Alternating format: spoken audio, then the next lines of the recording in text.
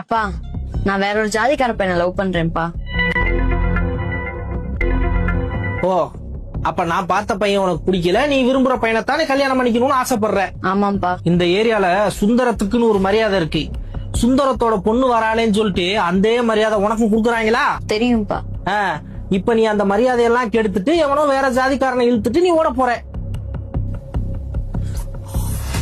இப்ப பாரு, சுந்தரம் தான் பொண்ணு வேற ஒரு ஜாதிக்கார பையனை லவ் பண்றான்னு தெரிஞ்ச உடனே தான் பொண்ணுன்னு கூட பார்க்காம கொன்னுட்டான்டா அப்படிங்கிற பேரு அந்த கௌரவத்தோட வாழ்ந்தா எப்படி இருக்கும்? இல்லப்பா, கேவலமா இருக்கும்பா.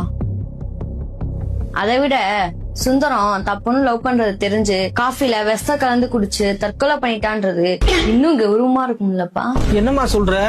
ஆமாப்பா, காஃபில விஷ கலந்துட்டேன்ப்பா. என்னடி சொல்ற? நீங்க என்ன கொன்னா நம்ம 2 பேத்துக்குமே லாஸ். நீங்க ஜெயிலுக்கு போயிருவீங்களப்பா. அதே இது நீங்க செத்து போனா நாங்களாவது சந்தோஷமா வாழ்வோம்லப்பா. சாரிப்பா, என்ன மன்னிச்சிருங்கப்பா.